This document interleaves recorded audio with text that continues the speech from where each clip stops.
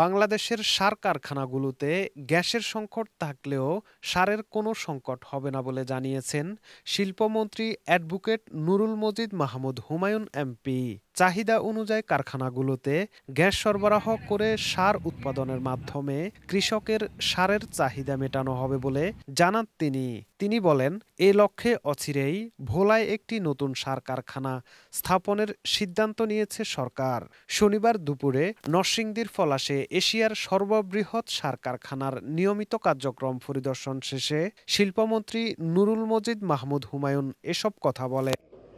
যে আমাদের গ্যাসের কিছুটা অভাব আছে, আপনারা জানেন যে সেখানে আমরা পর্যাপ্ত পরিমাণ সব সার কারখানাগুলি যেটা র মেটেরিয়ালস সেখানে গ্যাস সেটা আমরা দিতে পারছিলাম না।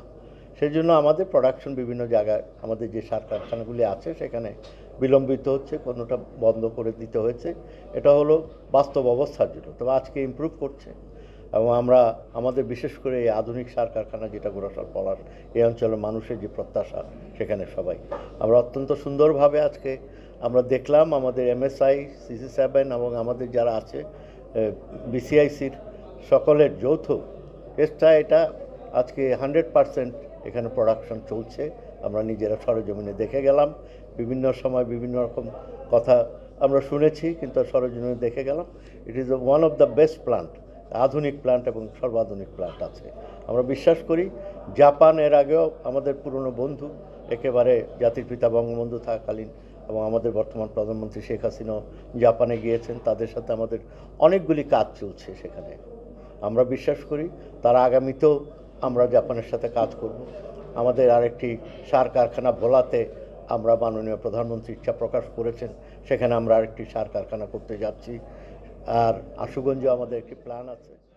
এ সময় মন্ত্রী আরও বলেন, সৌদি আরবেও সার কারখানা করার পরিকল্পনা করছে সরকার। সেখানে পর্যাপ্ত গ্যাস রয়েছে। তাছাড়া সারা দেশেই গ্যাস সহ জ্বালানি সংকট রয়েছে। সেসব বাধা পেরিয়ে কৃষকদের চাহিদা অনুযায়ী সার সরবরাহ করতে সরকার বদ্ধপরিকর।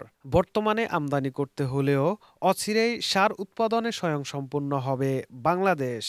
জেনে খুশি হবেন, একটি সমঝোতা চুক্তি রেডি আছে সেখানে, ওখানেও আমরা একটি সার কারখানা করব, যেহেতু ওখানে গ্যাস আছে, আমাদের কাফকো আছে, অন্যান্য সার কারখানার ভিআইপি অতিথি সম্মেলন কক্ষে আয়োজিত MHICC7 সহ সার কারখানার কর্মকর্তাদের সাথে মতবিনিময় সভায় নরসিংদী 2 আসনের সংসদ সদস্য ডাক্তার আনোয়ারুল আশরাফ খান দিলীপ, সংরক্ষিত সংসদ সদস্য মাসুদাত সিদ্দিকী রোজি, শিল্প মন্ত্রণালয়ের সিনিয়র সচিব জাকিয়া সুলতানা, BCICর চেয়ারম্যান মোহাম্মদ সাইদুর রহমান সহ অন্যান্যরা উপস্থিত ছিলেন।